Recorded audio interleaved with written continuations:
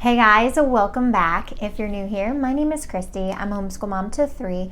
Today's video is going to be a homeschool update video.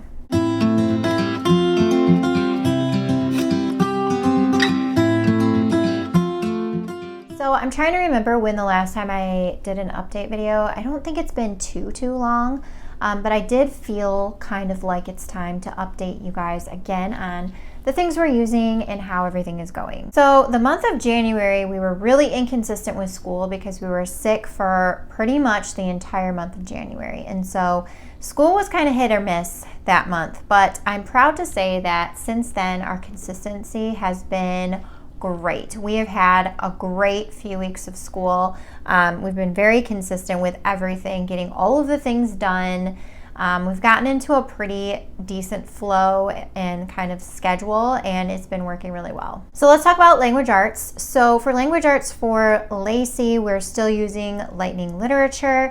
We are into our Anne of Green Gables study, which has been such a fun book to read. I personally was really looking forward to doing Anne of Green Gables with my daughter because I have a little bit of a nostalgic kind of memory bank for that book and for Anne of Green Gables in general with my own grandmother. And so I was looking forward to reading it with her. However, I was not anticipating Lacey to really have much love for it for her. I think reading kind of that more classic literature is a stretch for her because a lot of it it's just boring. She finds boring. She really likes fantasy books. She likes mystery books. She's not really into books that are just like about people's lives and just kind of like their day-to-day existence and stuff. So I wasn't really sure how Anne of Green Gables was going to work for her. However, I've been pleasantly surprised on how much she has been enjoying it. She has loved Anne of Green Gables. I think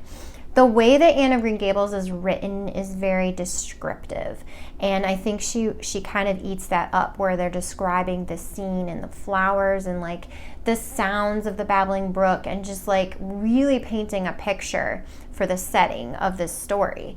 And then also I think Anne is such a lovable character and such a quirky, like kind of funny and humorous and imaginative character, and I think Lacey has kind of formed a little bit of a connection to Anne, and she's actually commented on a lot of similarities that herself and Anne have, and so I love that, and I love that it's going so well. So we're in the middle of Anne and Green Gables, loving that.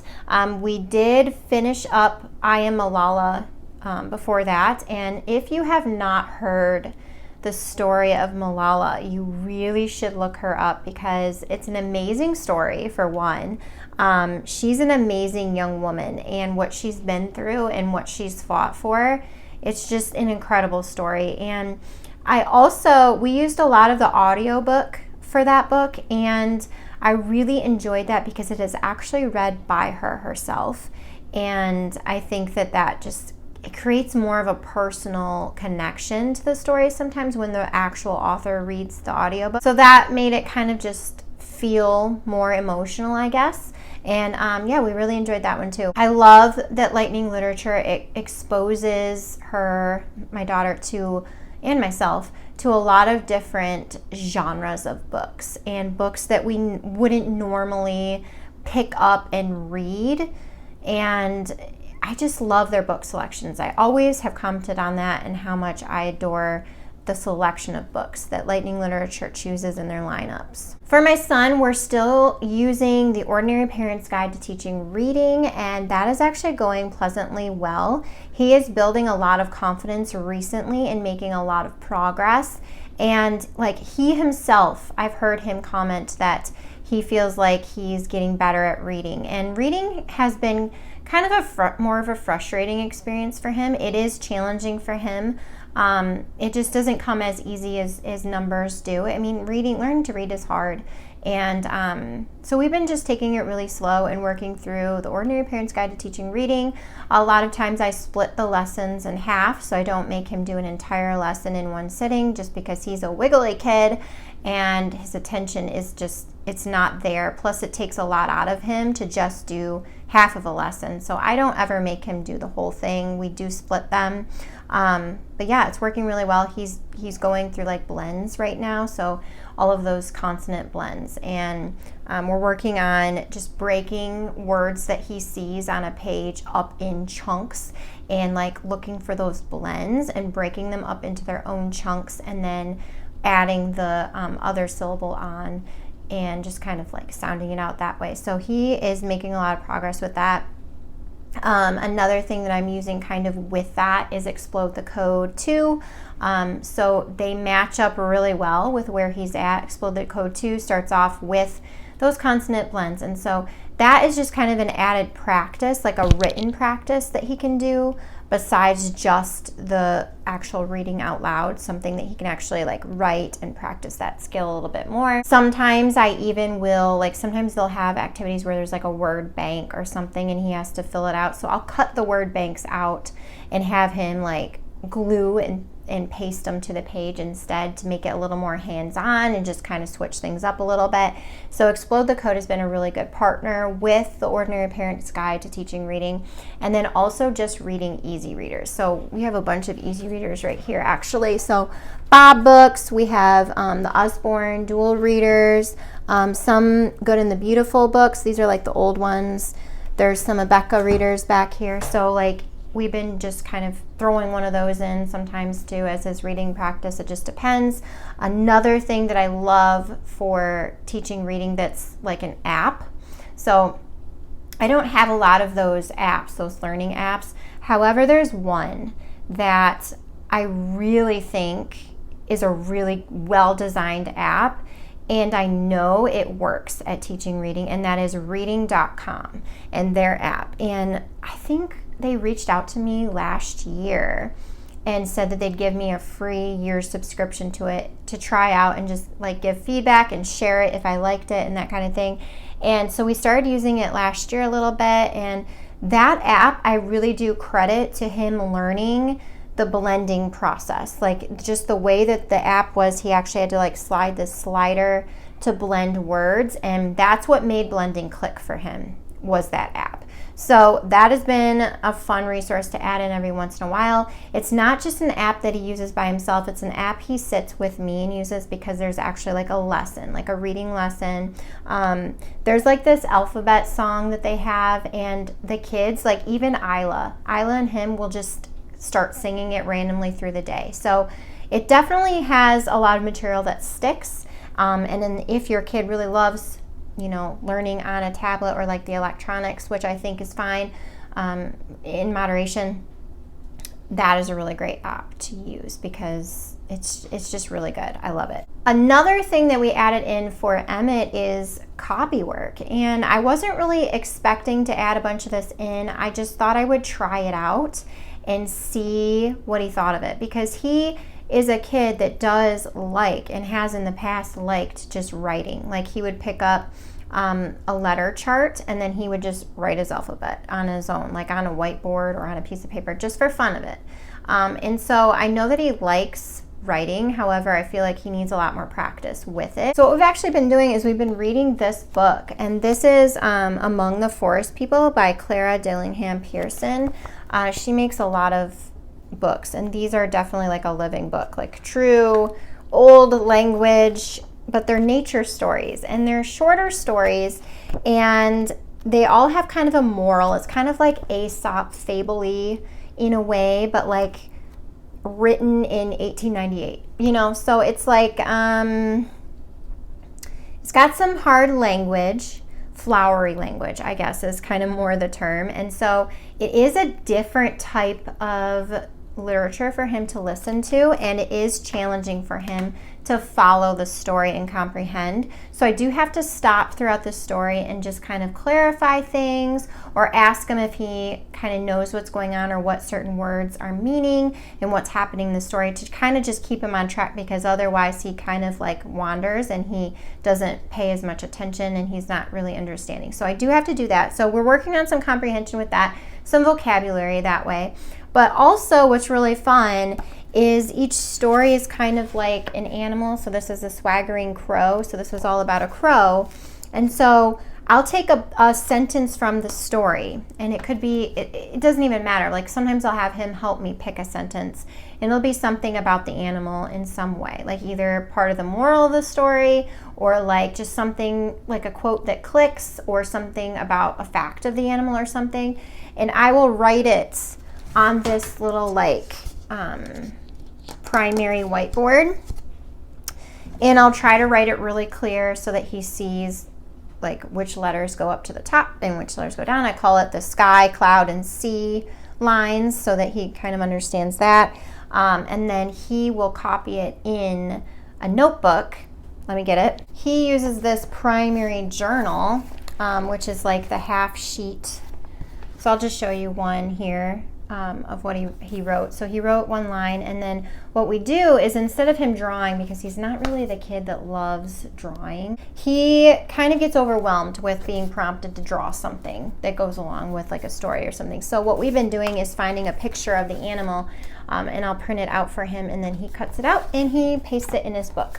And he actually is really proud of all the ones we've done so far. Like he's done quite a few, and he's loving that. So he actually asks to do that every day. Like he loves it. It gets him some extra handwriting practice, and also kind of like sentence formation, and like not just the letters individually or short words. It's a lot of words that he doesn't know how to read, some like vocabulary words, and so he's seeing those and writing those, and I read them to him so he knows that that's what that says. And it's kind of just like that sight and sound kind of reading that we're doing with that. So we've been loving that.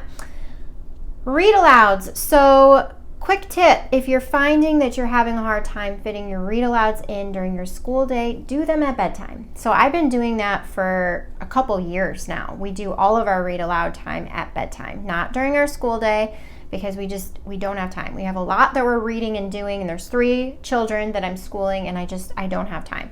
So we do it to wind down at bedtime. We just finished, and I do 2 separate ones. So I just started doing a read aloud with my 7-year-old, and because I'm trying to stretch his attention span to listening to like some longer books and stories that don't maybe have a lot of pictures.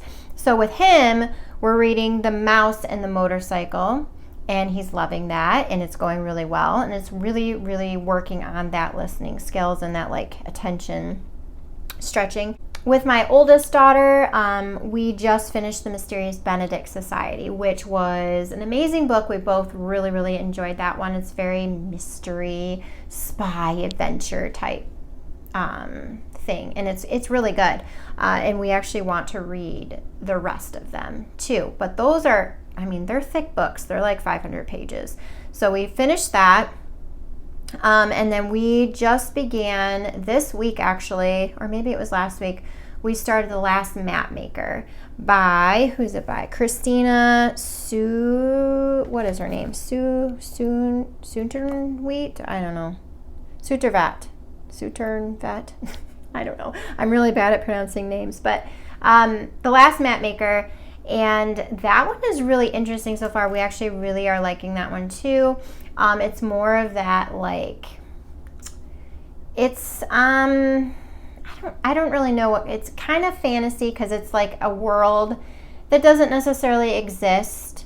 So there's a lot of fantasy aspects, but it's about this girl named Sai, and she's like in the lower class of where she lives, and she's pretending to be in higher class so she can do this job at this map maker who like hand draws maps of places, and he's like really well known. And she ends up kind of going on this adventure at sea with this map maker, and so far it's really, really good. We really like it. So we've been reading that. Math, we are still using Apologia for both kids. It's going great for both of them. I honestly kind of lost hope with finding a math curriculum that is, I'm not going to say perfect fit, because I don't feel like every curriculum is like perfect fit, but like the most perfect that we have found. Like it's so good, and for both of them. So one of my children struggles with math, and it doesn't come easy, and then the other child excels at math and it comes really easy. And for both of them, this curriculum has been working really well. We are into like decimals and stuff with my older child, and with fractions, which is the chapter we just finished up, which, oh my gosh, fractions. We really had to slow down. We're not as far in her math book as we are in his, just because we've had to kind of cut lessons in half and kind of take it slower, just because that was kind of a concept that was a little more challenging for her to grasp. Science is the one thing that kind of is a fail for us, and I'm not entirely sure why. We were using a reason for science, and I'm not knocking the curriculum whatsoever. It's not a bad curriculum. I found that it's kind of felt more like a random book of experiments and explaining concepts, yes, but it just jumped around. It wasn't like a consistent study in any one particular thing. It was kind of just all over the place. And I don't know why, but we kind of just weeded that out. So we actually haven't really been doing science at all. So yeah, I don't. And then history has been going really well. Finished Ancients. We're well into Vikings. We're actually over halfway done with Vikings now. Loving Vikings by Gather Round, if I didn't mention that. Those are the units we're using this year, and oh my gosh, we love it. And we're doing the lap book that you can get separate with Vikings, and it has been so much fun. So there's all these different cutouts, and they go by lesson, and every day you add to this like lap book, and it's not just a single folder lap book. It's got two folders that kind of tri-fold in. I will put a clip in here so you can kind of see it so far. We're not finished with it, but I'll show you the progress we have so far. But I think that it's a really great way to kind of almost like note-taking, because you're putting like information on something, but you're not actually like writing. I mean, she does write, but it's just like a hands-on way to note-take and also to produce a finished product that shows what we've learned. And I think that that's going to be really cool when we're done and we can see like kind of how far we've gone and everything we've learned with Vikings. It looks really cool even now, and we're not even close to being done. We're only about halfway, but it looks really great. We've loved that. I do recommend that if you're doing the Gather Round units, any of the units, to download the Gather Round app, because it's a really easy to navigate app, and they have like an app resource section for each unit, and then they're broken down by each lesson. So you click on the lesson that you're on in whatever study you're on, and it gives you a bunch of links. So it'll give you project ideas, recipes, videos about the topic, which have been so fun to kind of add in and really enrich our study of history. We love history videos, and we are so interested in them, and I think it's a really great way to kind of just add some more meat and some more exploration to the topic you're learning, and they have all been really, really great. I've loved being able to do that with all the units we've used. Even the preschooler, even the letters and numbers has some resources, some little recipes and crafts and fun things you can add in with your kids. So definitely suggest the app for any use of Gather Round. Art, we are using Art Makes Me Smart by Lily and Thistle, and if you follow me on Instagram, I've done some stories with that, some reels, and then I think I did do an art lesson video not long ago. We love it. We love it so much. It's literally the perfect pairing of geography and art, and it's amazing. We have done Australia, we've completed Spain, and we've completed Russia. And so I think the next one we're going to move into is Scandinavia, because we're doing Vikings, and hello, that's like an incredible tie-in to history that we're already doing. So we're going to do that one next. And it's just been so fun to see my kids kind of like learning more about culture and countries and all these places, and like mapping them and seeing kind of where they are on the map and learning about their way of life, and just like watching these videos that really have opened their world to places that they actually want to visit. Like my kids want to go to Russia so bad. And it's so cool to see. And then also seeing them do their art projects and seeing what each one kind of does, because each of their projects turns out a little bit different, and it's cool to see their like their own personal, unique creativity kind of come out. And so yeah, we've been loving that, and we do that on Fridays. Like Fridays are our art day. It takes us a long time because it is like geography and art, and there's recipes in there. We've tried to hit at least one of the recipes for every country, and that's been really fun. My kids love being in the kitchen. So those days are super fun. And then preschool. Preschool is the last thing I need to talk about, and we are using letters and numbers from Gather Round, and Isla is loving it and learning so much. She has gone into this whole kind of phase, I don't know, where she is really playing with sounds and what things, like what sounds different words start with. And she's like, she'll come up to me randomly. She's like, Mom, butterfly starts with B. And hey, Mom, did you know that coffee starts with C? You know, like she just like comes up with all these things, and she'll ask me, you know, what letter does this start? She's really, really interested in sounds that letters make. And so that's been really cool. She's retaining like crazy. She really enjoys all of the activities in there. She loves learning about the little animals and stuff for like her little science. And yeah, so we're doing really well with preschool. Preschool is such a sweet time with her, and just like having the conversations with her and talking to her about just what she thinks is really cool, because she's 4 and so much fun to listen to. So I'm sorry if this was a long video, because I feel like it was a long video. It was very chatty, but I hope you enjoyed. And please let me know how your homeschool is going down below, because I love talking with you guys. And I will see you in another video very soon. Bye.